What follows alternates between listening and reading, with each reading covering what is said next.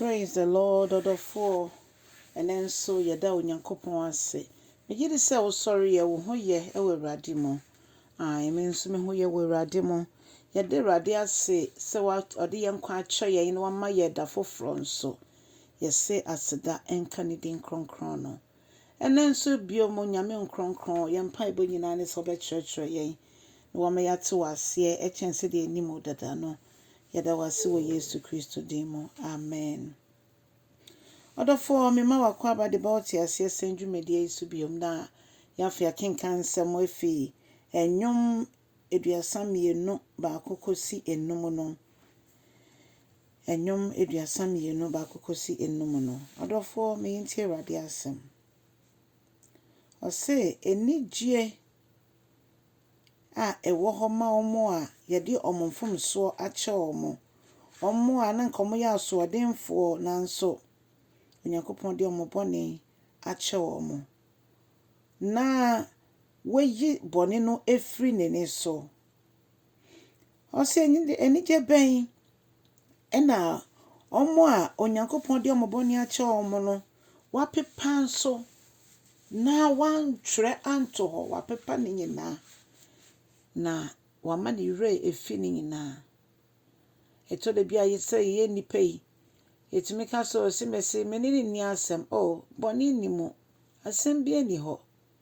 Nanso yehu nipa na afa ne yakai eniye bi ɔde yɛ yɛn na afei ebufuo asan abebiem. Nanso ye Nyankopɔn yi de ɔne de so ɔsɛ de akyɛ na ɔde akyɛ. Ɔse ne werɛ fi a na ne werɛ fi enya de ɔbɛsan akɔ ho sɛ de yɛ nipa yɛsan ɛkɔsra mfomso a yɛse yɛde akyɛ no. Onyankopɔn de ne werɛ efi kura. Afei ɔse ɔmo tena se no kura mu no ɛmma Awurade no nso. Sankrofo no Onyankopɔn amma ɔsa akonya no sɛ de be hu n'ani onyam. Nti yɛka yɛ bɔne kyerɛ na ɔde kyɛ yɛn. Wɔsan te yɛn ho afi ne ntie nyinaa ho. Na afei waboa yɛn ama yɛtumi agyina yɛn nan so. Odofo nyame ne ɔka wɔ n'asɛm nyinaa yɛ nokore. Afei David ka sɛ ebra me yɛ madwen sɛ menka me bɔne ɛnkyerɛ Awurade no. Na me tenka sɛ mente apa wɔ me nipadua mu. Na afei me pene ɛkyɛɛ. Na mmom adeɛ kye adeɛ sa no Onyankopɔn abasa ayɛ kɛseɛ. Onyame so de afom so kyɛɛ a after the year for no ankasa no kwan so. Ɔtete yɛn ɛwɔ no ankasa no kwan so. Na ma yabrabo asa fata ne onyam din no. Afei edu baabi a sabɔne hyɛ yɛn so a ɛma yɛn hoɔden so ɛte. Nanso so yɛka yɛ bɔne kyerɛ a Awurade yɛ no kwafo ne tene ne sɛ ɔde bɛkyɛ yɛn. Na wate yɛn ho afi ne ntie nyinaa ho. Afei ɔka kyerɛ yɛ bio sɛ yɛdi awieyɛ no ɔka ne bɔne ɛkyɛ Awurade. Na Awurade egyae sɛ ɔde ne mfomso etua no ka. Awurade ɛma n'ani onyam ɛdeedi. Na afei yehu ne sɛ wedi adanse sɛ bɔne nkun na ɛyɛ ade a ɛte yɛ ne Onyankopɔn ntam. Ɛno ne ɛban anaasɛ wall a etumi kyɛ yɛ ne Nyankopɔn ntam.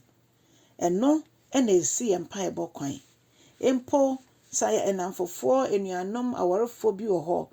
Na ɔbaako ɛde ɔbaako nsɛm ahyɛ ne mu ana ɔmmienu nyinaa mpo bi abo efu ne yɔnko nti ebia ɔmo nkasa. Ɛne nyame asɛm ma yɛte aseɛ sɛ yɛanka yɛ bɔne na nyame amfa nkyɛ yɛn a yɛbɛte nkasa adesuo bi da yɛn so. Na afei Onyankopɔn ɔmfa ne na wahyɛ ama ne mma no ɔmma yɛn nso so yɛn nante mu bi efi sɛ ɔwɔ nneɛma bi wɔ hɔ a wahyehyɛ ama ne mma nko a Onyankopɔn n'abɔdeɛ dɔɔso ma nyɛ yɛn nyinaa na yɛyɛ ne mma agye ɔmo mafa Yesu Kristo sɛ mo Awurade na mo kragye nkwa. Ɛne ti bambɔ ne nhwɛso pa a ɔde bɔ yɛn no ɛyɛ adom biara kwa. Ewie ɔmo ɛbɔ yɛn so ensu ɛtɔ Osame ni ne keka ka ho no nyina no bibie di adanse se Onyankopɔn e de makwa wonim no wonim no obema ewia aboa mo na mmom ono ne bambo ni na kwankyerɛ na kwan bi wo ho agye omo a omo eye ne mma eni nti enne Yesu efro fa ho ma no nanya asomdwe